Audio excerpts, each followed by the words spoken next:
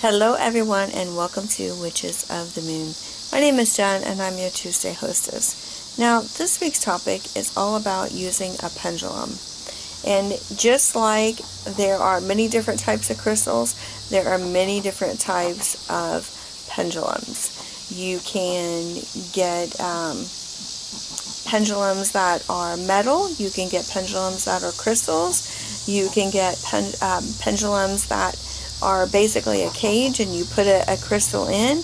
You can create your own pendulum simply by taking a chain or a string or whatever and using a ring, as long as it's able to freely move back and forth. Pendulums are basically used for yes and no questions, and for me, when I am choosing a pendulum, I do it the same way that I do a crystal.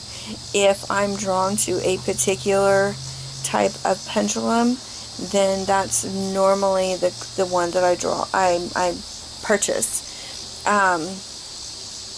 You do have to work with your pendulum and get to know it really well, just as you do a crystal. So, but you do want to ask yes or no questions. That is really what a pendulum is for.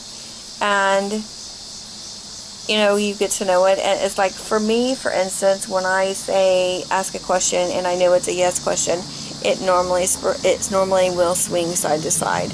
And if I have a no question, then it will swing the opposite way. Now, if it's unsure, it actually doesn't swing. It will just come to a standstill and not do anything. Nothing at all. No matter how many times I ask the question, it will do that. And that brings me to another point. When I do work with a pendulum, I do ask the question more than once. And this way, because I want to make sure definitely that it is a yes or if it's a no. And then, you can build on that. If you're asking about a job, and you can ask, if the answer is yes, you will be getting a new job. And then you want to know, well, in what length of time? Is it 6 months? Is it 12 months? You can ask those general types of questions. Some people like to use a mat for theirs, and sometimes you'll see a mat that has yes, no, maybe on there, or I don't know. But you can also create your own mats. You can use it by writing it on a piece of paper. You can put it on a board. There's numerous different things that you can use to create a pendulum mat. And again, there's different, ways that you can create a pendulum. You can buy a pendulum, or you can create your own. So that's really all I have to say on pendulums and how to use them and what they're used for and the different types. So I hope this helps you out, and if you have any other questions, please let me know in the comments, and I will be happy to answer all those questions. Be sure to watch everybody else's video, because I know they're going to have some great information about pendulums and how they work with pendulums, that kind of thing.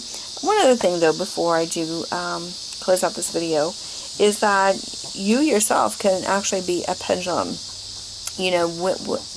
How do you feel? Your body language can always tell you if you pay attention and you work with us. And what you want to do is ask yourself a question that you know the answer to, which is the truth, which is a yes. How does your body react to that? Does it lean to one side? Do you go forward? What does it do? The same way with a no. Do you lean a certain way? How does your body feel? Ask yourself, because even in those times when you don't have a pendulum on you, or you can't pull out your pendulum, go with what you feel. Go with your body. Ask yourself and see what happens. Do you lean forward? Do you lean back? Do you lean side to side? Depending on what the question is. So that's another good way that you can be a human pendulum without having a pendulum with you. So until next time, I'll talk to you later. Bye.